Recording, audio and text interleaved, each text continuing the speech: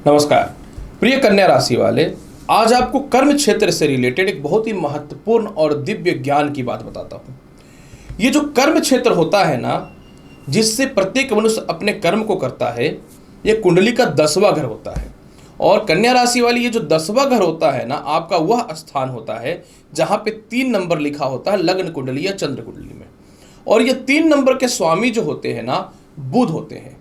यानी आपकी कुंडली में बुध, मैं बताना चाहता हूं, 12 नंबर यानी सप्तम भाव में, ये 12 नंबर मीन राशि में नीच के होते हैं। द्वादश स्थान यानी 5 नंबर पे, अष्टम स्थान यानी 1 नंबर पे, या फिर बुध आपकी कुंडली में वक्री हो, मंगल के साथ बैठा हो, बृहस्पति के साथ बैठा हो, या बहुत हद तक राहु या केतु के साथ बैठा हो, तो आप इतना अवश्य अपने जीवन में समझ लेना कि बुध आपकी कुंडली में दूषित है। मतलब आपके कर्म क्षेत्र का अधिपति ग्रह दूषित है, और कर्म क्षेत्र आपके व्यवसाय और नौकरी को दिखाता है। और जब यह दूषित होगा तो जीवन भर आपको नौकरी या व्यवसाय में थोड़ी सी परेशानियों का सामना करना पड़ेगा। यह कर्म क्षेत्र पिता के सुखों का होता है, तो जीवन भर पिता से खटपट या पिता से कुछ भी पैतृक तौर पे आपको नहीं मिल सकता है। आपके पिता ही आपसे कभी कभी द्वेष कर सकते हैं। और इसके अलावा जो आपके सीनियर अधिकारी होंगे या व्यापार में जो बड़े बड़े आपके कस्टमर होंगे, आपसे अंदर अंदर द्वेष रखेंगे।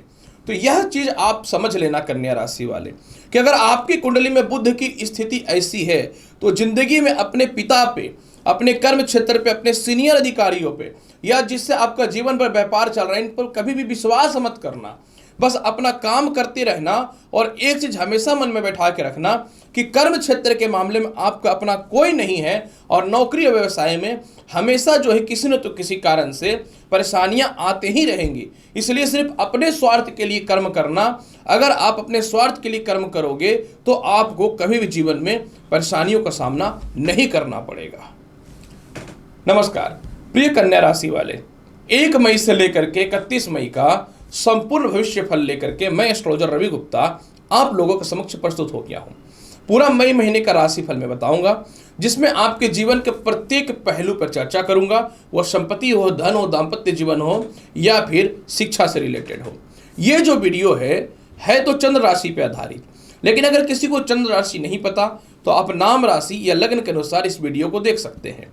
यह ग्रहों के गोचर पे आधार पे वीडियो है, अर्थात वीडियो के अंतिम पड़ाव में अगर गोचर में कुछ अस्थिरताएं हैं तो मैं आप लोगों को इसे बेहतर बनाने के लिए उपाय भी बता दूंगा।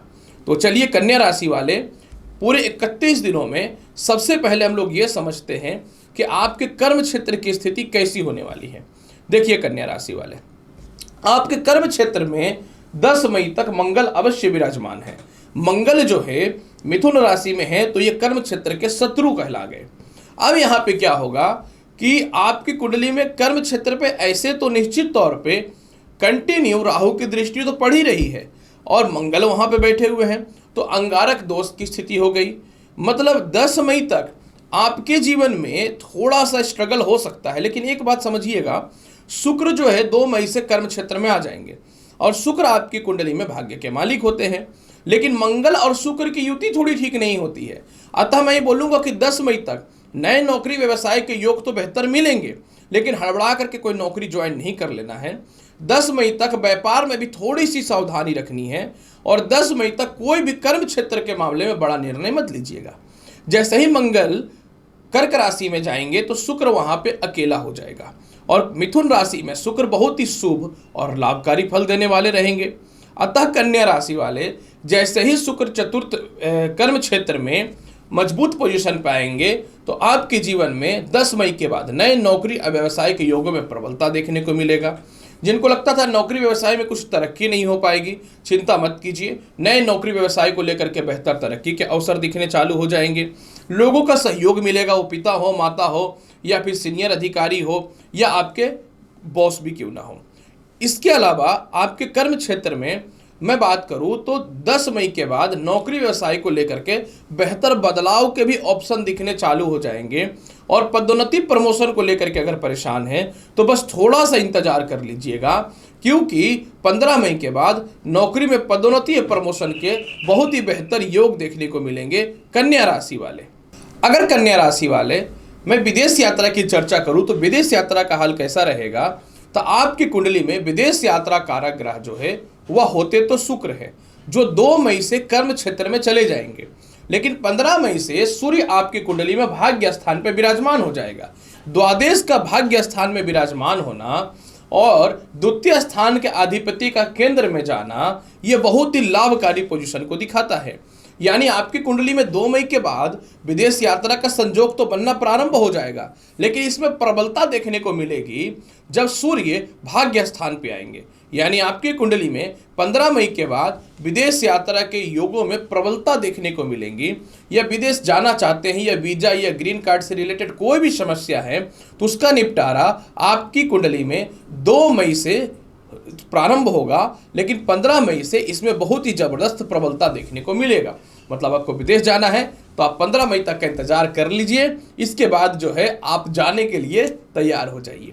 अगर मैं बात करूं कैसा रहेगा आपके जीवन में इनकम का हाल, बिना पैसे का तो कुछ होने वाला नहीं है।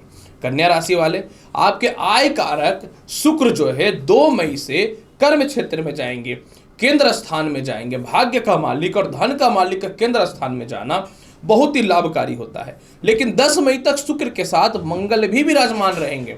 दूसरी महत्वपूर्ण बात, आपके आय स्थान के कारक जो होते हैं वो होते हैं चंद्रमा। चंद्रमा तो हर 2.25 दिन में अपने गोचर को जो है बदल देता है, लेकिन अब यहाँ पे एक तथ्य मैं आपको समझा देता हूँ जो आपको बहुत ही महत्वपूर्ण रहेगा। देखिए, आपके आय स्थान पे कन्या राशि वाले 10 मई से मंगल विराजमान हो जाएंगे और मंगल जो है कर्क राशि में नीच के होते हैं। मतलब 10 मई के बाद आपको पैसे को लेकर के दिक्कतों का सामना करना पड़ेगा। यानी आपको किसी से अगर अपने बड़े भाई बहनों से पैसे लेने हैं या विदेशों से खास करके पैसे मंगाने हैं या कंटिन्यू कहीं मेहनत कर रहे हैं और आपको अचानक जो फंड आता था उसमें थोड़ी सी दिक्कतें आएंगी। लेकिन जो लोग लॉटरी सट्टा शेयर मार्केट से रिलेटेड काम कर रहे हैं, आप लोगों के लिए कोई दिक्कत नहीं रहेगा। जो लोग लोन या कर्ज लेना चाहते हैं, मंगल दूषित होगा तो लोन या कर्ज तो अवश्य तौर पे मिल जाएगा और धन कारक स्थान केंद्र स्थान में जाएगा, तो 10 मई के बाद अचानक धन के योगों में वृद्धि होगा। लेकिन अगर आप कहीं काम कर रहे हैं जहां से कंटिन्यू पैसा आता था, थोड़ा सा संघर्ष करना पड़ेगा। मतलब आपको 10 मई के बाद कन्या राशि वाले किसी भी सिचुएशन पे पैसे को बचा करके ही रखना है। अगर आप पैसे को बचा करके रखते हैं तो आपके लिए लाभ की स्थितियां बनेंगी। इस बात की 100% श्योरिटी मैं बताता हूं। तो आपको पैसे के मामले में कन्या राशि वाले 10 मई के बाद ध्यान देना चाहिए। अगर मैं बात करूं कैसा हाल रहेगा दाम्पत्य जीवन का, आपके दाम्पत्य जीवन कारक जो है कुंडली में वह और कोई नहीं बृहस्पति है। अब देखिए कन्या राशि वाले, बृहस्पति जो है आपकी कुंडली के अष्टम भाव पे बैठे हुए हैं और ये सप्तमे से द्वितीयश हो गए, जिसको ज्योतिष शास्त्र में बहुत ज्यादा शुभ तो नहीं माना जाता है। प्लस बृहस्पति के साथ जो है राहु भी विराजमान है, जिस कारण से जो है चंडाल योग की स्थिति बन रही है।